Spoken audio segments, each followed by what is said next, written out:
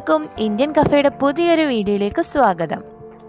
കുഞ്ഞുമക്കൾക്കൊക്കെ ഒരുപാട് ഇഷ്ടമാവുന്ന ഒരു റെസിപ്പി ആയിട്ടാണ് ഇന്ന് വന്നിട്ടുള്ളത്, സെസമി ആൻഡ് ഹണി ചിക്കൻ. അപ്പോൾ കൂടുതൽ പറഞ്ഞ് ഞാൻ ലാഗാക്കുന്നില്ല, നേരെ നമുക്ക് നമ്മുടെ വീഡിയോയിലേക്ക് പോകാം. ചിക്കനെല്ലാം നന്നായിട്ട് ക്ലീൻ ചെയ്തെടുത്തിട്ടുണ്ട്. 500 ഗ്രാം ചിക്കൻ ക്യൂബ്സ് ആണ് ഞാനിവിടെ എടുത്തിട്ടുള്ളത്. ഇത് ബട്ടർ മിൽക്കിൽ 30 മിനിറ്റ് സോക്ക് ചെയ്യാൻ വെക്കാം. ഇനി ഇതിലേക്കൊരു ഡ്രൈ ഇൻഗ്രീഡിയൻസ് തയ്യാറാക്കാം.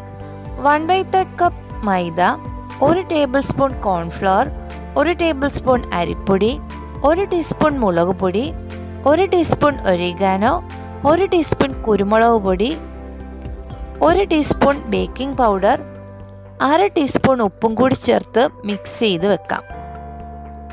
ഇനി ചിക്കൻ ഡ്രെയിൻ ചെയ്ത് വേറൊരു ബൗളിലേക്ക് മാറ്റി വെക്കാം.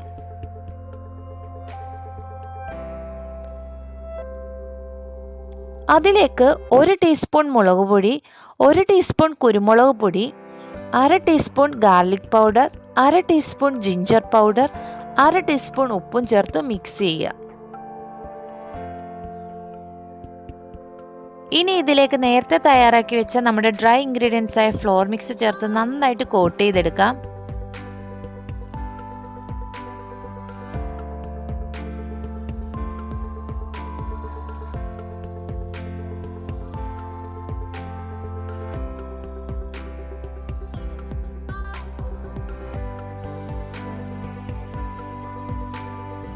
ഇനി ഈ ചിക്കൻ പീസസ് എല്ലാം ഓയിലിൽ ഫ്രൈ ചെയ്തെടുക്കാം.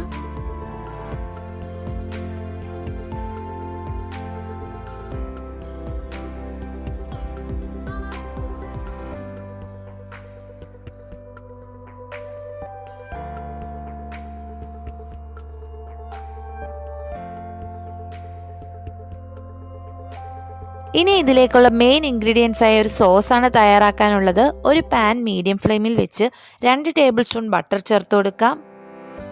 ചൂടായി വരുമ്പോൾ ക്രഷ് ചെയ്ത 3 അല്ലി വെളുത്തുള്ളി ചേർത്ത് ഒന്ന് വഴറ്റിയെടുക്കാം. ഇനി ഇതിലേക്ക് 2 ടേബിൾ സ്പൂൺ ടൊമാറ്റോ സോസും 1 ടീസ്പൂൺ സോയാ സോസും 1 ടീസ്പൂൺ ഒരിഗാനോയും 1 ടീസ്പൂൺ തന്തൂരി മസാലയും 2 ടേബിൾ സ്പൂൺ സെസമി സീഡ്സും ചേർത്ത് നന്നായിട്ട് 2 മിനിറ്റ് ഒന്ന് ഇളക്കി ഗ്യാസ് ഓഫ് ചെയ്യാം.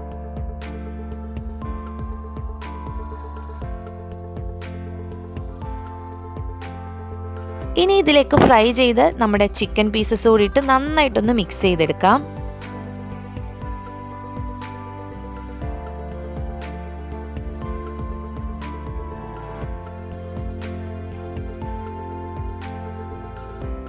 ഇനി ഇതിലേക്ക് 2 ടേബിൾ സ്പൂൺ തേൻ കൂടി ചേർത്ത് നന്നായിട്ട് എല്ലാം കൂടി ഒന്ന് കോട്ട് ചെയ്തെടുക്കാം.